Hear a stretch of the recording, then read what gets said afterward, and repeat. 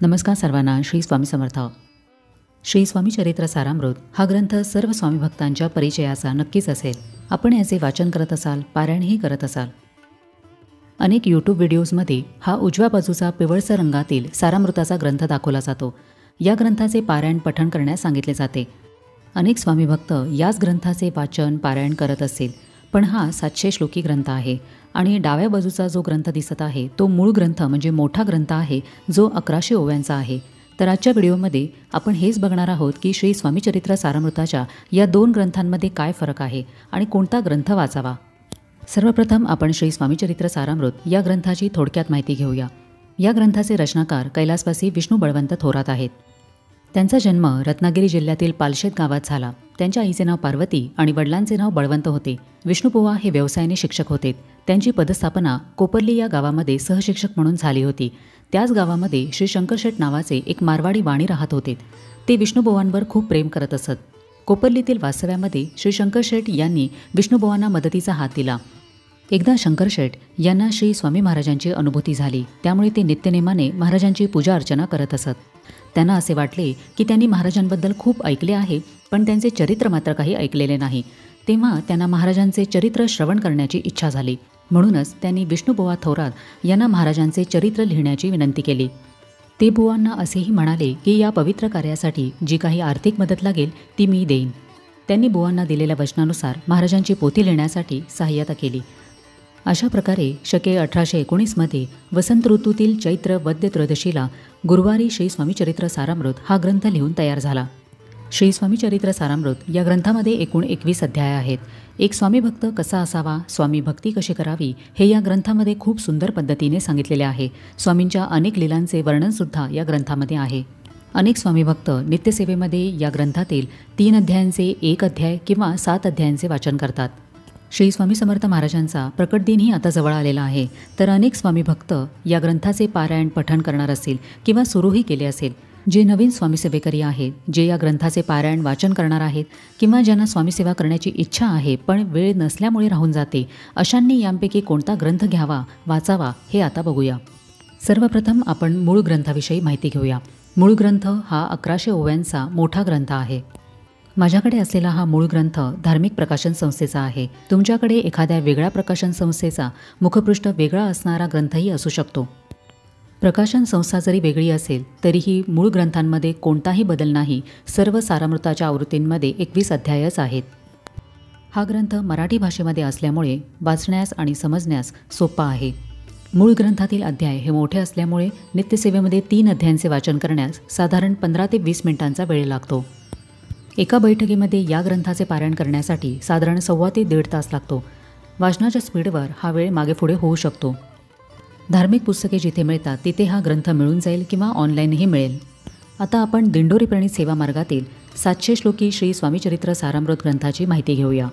या ग्रंथाचे प्रकाशक आणि मुद्रक हे श्री स्वामी सेवा प्रकाशन, श्री स्वामी समर्थ गुरुपीठ, त्र्यंबकेश्वर, जिल्हा नाशिक, महाराष्ट्र असे आहे. हा ग्रंथ फक्त दिंडोरी प्रणीत श्री स्वामी समर्थ सेवा केंद्रांमध्ये उपलब्ध आहे. हा ग्रंथ 700 श्लोकी आहे. या ग्रंथामध्ये हा ग्रंथ 700 श्लोकी का आहे याचे कारण देण्यात आलेले आहे. कैलासवासी विष्णू बळवंत थोरात यांनी इसवी सन 1897 साली ही 21 अध्यायाची छोटीशी पोथी प्रकाशित केली. इसवी सन 1915 आणि 1968मध्ये या पोथीच्या आवृत्ती प्रकाशित झाल्या. त्याच मूळ प्रतीवरून कोणताही बदल न करता सद्गुरू परमपूज्य मोरेदादांनी 1972 साली दिंडोरी प्रणीत मार्गासाठी हा ग्रंथ प्रकाशित केला. हल्लीच्या धकाधकीच्या वेगवान जीवनशैलीचा विचार करता नित्यसेवेमध्ये रोज क्रमशः 3 अध्यायांच्या वाचनास लागणाऱ्या अवधीचे योग्य नियोजन व्हावे आणि प्रत्येक भाविक सज्जनास अधिकाधिक संख्येने ही दैव दुर्लभ स्वामींची सेवा रुजू करण्यास सुसंधी प्राप्त व्हावी या प्रांजळ हेतूने गुरुमाऊली परमपूज्य अण्णासाहेब मोरे यांनी श्री स्वामी चरित्र सारामृत 700 श्लोकी प्रकाशित केलेला आहे. या ग्रंथामध्ये मूळ ग्रंथातील काही ओवी कमी करून महत्त्वाच्या ओवी तशाच ठेवण्यात आलेल्या आहेत. त्यामुळे जरी तुम्ही हा छोटा ग्रंथ वाचला तरीही फळ सारखेच मिळते. हा ग्रंथ तुम्हाला जवळच्या श्री स्वामी समर्थ दिंडोरी प्रणीत केंद्रामध्ये किंवा ऑनलाईन मिळून जाईल.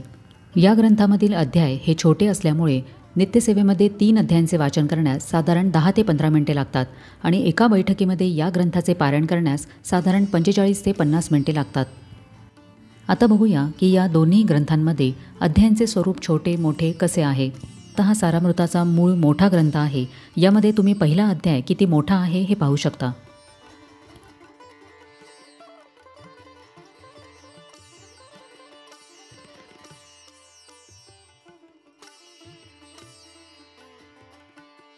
आता हा दिंडोरी प्रणीत श्री स्वामीचरित्र सारामृताचा 700 श्लोकी ग्रंथ आहे, ज्यामध्ये पहिला अध्याय आणि इतर अध्यायही किती छोटे आहेत हे तुम्ही पाहू शकता. तुम्हाला स्वामींची ही सेवा करण्याची इच्छा आहे, पण नोकरी, व्यवसाय किंवा इतर काही कारणांमुळे जर तुम्हाला सेवा करण्यासाठी वेळ भेटत नसेल तर तुम्ही हा छोटा ग्रंथ वाचू शकता, जेणेकरून तुमची सेवा पण होईल आणि सेवा केल्याचे समाधानही मिळेल. पण जर तुमच्याकडे अधिकचा वेळ असेल तर तुम्ही मोठाच ग्रंथ वाचावा. जर तुम्ही सप्ताह वाचन करत आहात किंवा पारायण करत आहात आणि ज्या ग्रंथातून म्हणजे मोठ्या ग्रंथातून किंवा छोट्या ग्रंथामधून तुम्ही वाचन सुरू केले असेल तर सप्ताह संपेपर्यंत किंवा आपल्या पारायण समाप्तीपर्यंत त्याच ग्रंथामधून शेवटपर्यंत वाचन करावे. वाचनाची सुरुवात तुम्ही मोठ्या ग्रंथामधून केली आणि आता वेळ नाही म्हणून छोटा ग्रंथ आणू आणि त्यातून वाचन करू असे करू नये. सारामृताचा ग्रंथ हा फक्त मराठीच नाही तर हिंदी, कन्नड, इंग्लिश अशा भाषांमध्ये सुद्धा उपलब्ध आहे. हा अतिशय दिव्य ग्रंथ आहे. या ग्रंथाचे वाचन करताना सर्व प्रसंग डोळ्यासमोर उभे राहतात आणि ग्रंथ मोठा जरी असला तरी कंटाळा येत नाही.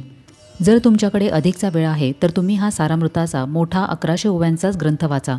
तर आजच्या व्हिडिओमध्ये तुम्हाला श्री स्वामीचरित्र सारामृताच्या या दोन्ही ग्रंथांमध्ये काय फरक आहे हे कळाले असेल. तुम्ही कोणताही ग्रंथ वाचा, कोणत्याही ग्रंथाचे पारायण करा, पण ही सेवा अगदी मनापासून करा. स्वामी महाराजांनी श्री स्वामीचरित्र सारामृत या ग्रंथातून समस्त जनतेला आशीर्वाद दिलेला आहे की जे कोणी हे स्वामीचरित्र वाचेल त्यांना उत्तम आरोग्य प्राप्त होईल, संपत्ती आणि संतती प्राप्त होईल, त्यांची कीर्ती सर्वत्र वाढेल, त्यांच्या मुखामध्ये सदैव माता सरस्वती वास करेल. या संसाररूपी भवसागरातून तरुण त्यांना अंतिम समयी मोक्ष प्राप्त होईल. त्यांच्या अंगी सदा विनम्रता वसेल, खोटा अभिमान नसेल, अशा भक्ताला सर्व प्रकारची विद्याप्राप्ती होईल. सारामृत वाचणाऱ्या प्रत्येक भक्ताला महाराज त्याच्या स्वभाव, कर्म आणि गरजेनुसार मार्गदर्शन करतात. स्वामींचे चरित्र फक्त वाचू नका तर ते समजून घ्या. तर कसा वाटला आजचा व्हिडिओ हे मला कमेंट करून नक्की सांगा. श्री स्वामीचरित्र सारामृताचा मूळ ग्रंथ आणि छोटा 700 श्लोकी ग्रंथ यामध्ये काय फरक आहे हे तुम्हाला नक्की समजले असेल. तुम्ही या दोन ग्रंथांपैकी कोणत्या ग्रंथाचे वाचन करता हे मला कमेंट करून नक्की सांगा. आपण भेटूया आता पुढच्या व्हिडिओमध्ये. तोपर्यंत सगळ्यांना श्री स्वामी समर्थ.